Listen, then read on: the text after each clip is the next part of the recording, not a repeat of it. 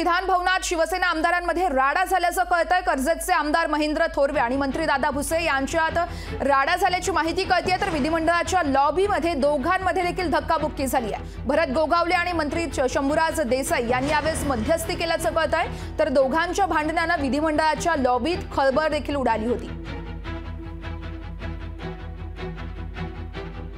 दरम्यान या राड्यासंदर्भात आमदार महेंद्र थोरवे यांच्यासोबत संवाद साधला आमचे प्रतिनिधी चेतन ननावरे यांनी।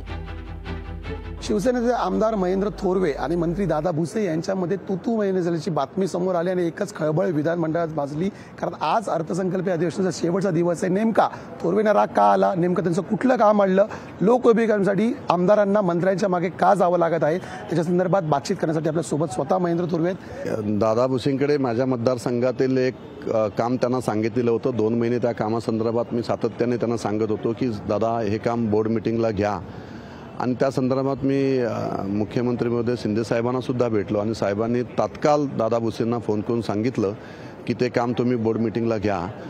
खासदार श्रीकांत शिंदे साहेबांनी सुद्धा त्यांना फोन करून त्या ठिकाणी सांगितलं।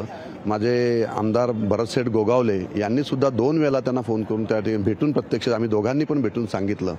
आणि त्यानंतर कालची बोर्ड मीटिंग झाली। त्या बोर्ड मीटिंगला माझ्या मतदारसंघातील दुसरी 2 कामे त्यांनी त्या ठिकाणी बोर्ड मीटिंगला घेतली, त्या गोष्टीला त्यांनी प्राधान्य दिलं।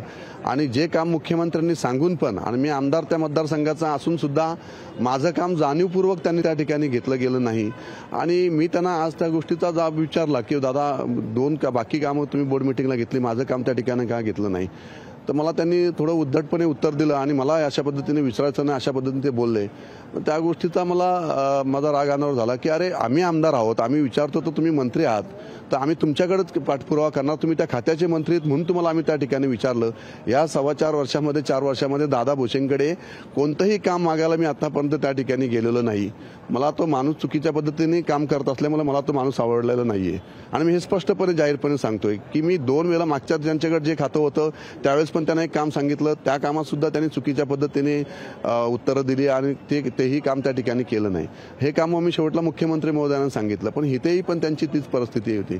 पण निगेटिव्ह असणारे थिंकिंग असणारे विचाराचे दादा भुसे आमदार आहेत, मंत्री आहेत, आणि त्यांनी अशा पद्धतीने वागल्यामुळे मला त्या गोष्टी थोडंसं मी दुःखी झालो, कारण आम्ही एवढा मोठा संघर्ष केला की आमची कामं झाली पाहिजेत। आज 3-3.5 लाख लोकांचं प्रतिनिधित्व आम्ही त्या ठिकाणी करत असतो, तर आमदार अपेक्षा कोणाकडनं करणार, आपल्या मंत्र्यांकडनं करणार।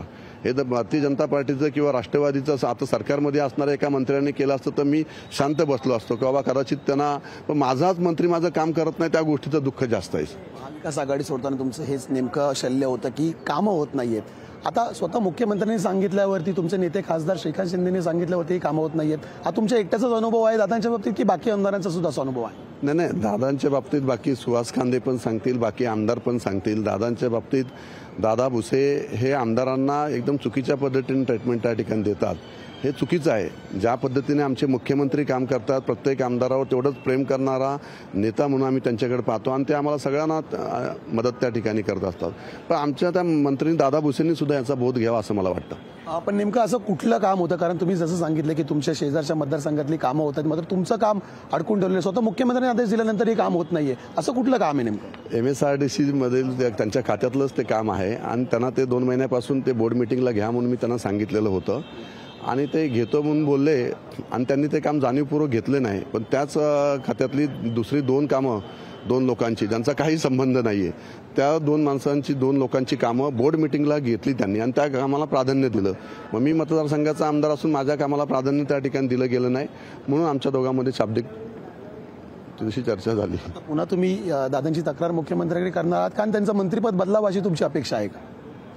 नाही, तो सर्वस्वी निर्णय आमच्या मुख्यमंत्र्यांचा आहे। मी एक फर्स्ट टर्मचा आमदार आहे आणि मी साहेबांचा अतिशय निष्ठावंत शिंदे साहेबांचा आमदार म्हणून मी काम करतोय, त्यामुळे मी साहेबांच्या तो विषय कानापर्यंत जाईल, कारण साहेबांना तो विषय माहिती आहे की साहेबांनी स्वतः त्यांना फोन केलेला आहे। पण अशा पद्धतीने एका मंत्र्यांनी आपल्याकडे त्या खातं आहे म्हणून त्या खात्याचा दुरुपयोग करणं किंवा आमदारांना निग्लेक्ट करणं हे चुकीचं आहे।